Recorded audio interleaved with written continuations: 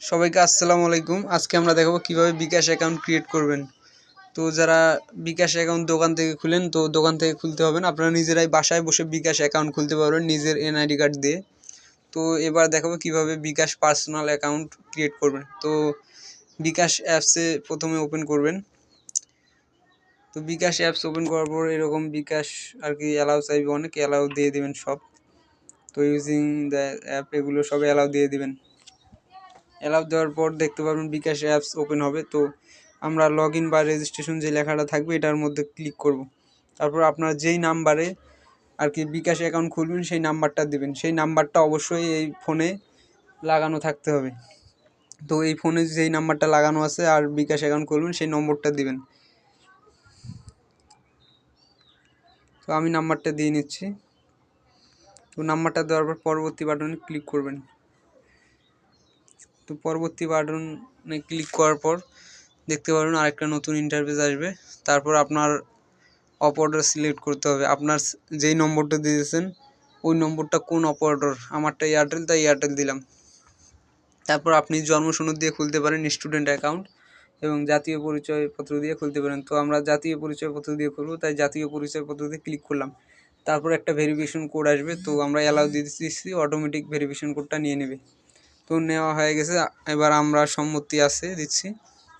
তো এবার আপনার যে এনআইডি কার্ড রয়েছে এনআইডি কার্ডটা ভালো করে ধরবেন। এনআইডি কার্ডটার একটা ক্লিয়ার পোর্টেবল ছবি নেবেন। তো আমি আমারটা দিয়ে দেখাচ্ছি, দেখতে পারবেন যেন সব কিছু ক্লিয়ার দেখা যায়, তারপরে ছবিটা তুলবেন। তো আমরা তুলছি ছবি, এনআইডি কার্ডের ছবি তুলছি, তাই ডিসপ্লে অন্ধকার। তো এবার সাবমিটে ক্লিক করলাম। তো দেখতে পাচ্ছি এনআইডি ছবি পরিষ্কার না, মানে ছবিটা ক্লিয়ার আসে নাই, তাই এরকম আসছে। তো আবার চেষ্টা করব।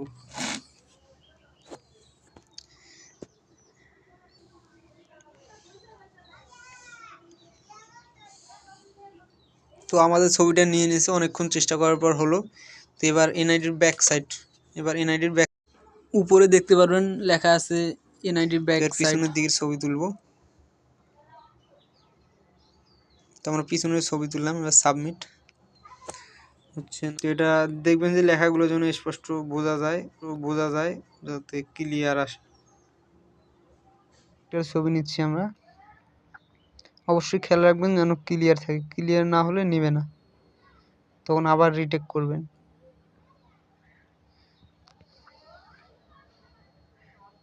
হয়ে গেছে, এবার নিয়ে নিয়েছে। এবার আমাদের, তো এরপর নিচে দেখতে পারবেন পরবর্তী লেখা থাকবে, তো ওই জায়গায় পরবর্তীতে ক্লিক করবেন।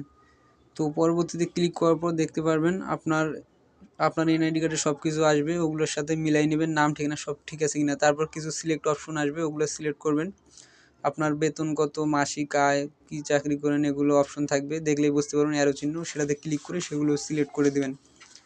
তো সিলেক্ট করা হয়ে গেলে তারপর নিচে দেখতে পারবেন আবারও পরবর্তী লেখা আসবে, তারপর পরবর্তী লেখাতে ক্লিক করবেন। তো পরবর্তী লেখাতে ক্লিক করার পর তারপর একটা ক্যামেরা ওপেন হবে, আপনার ফোনের ফ্রন্ট ক্যামেরা। তো নিজের চেহারা দিবেন। তো ওইখানে উপরে লেখা থাকবে যে স্টেট, তারপর যা লেখা থাকবে তাই করবেন। তো আমাদের ছবি তোলা শেষ, 48 ঘন্টার মধ্যে অ্যাকাউন্টটা ভেরিফাইড হবে। তো এবার নিশ্চিত করুনে ক্লিক করব।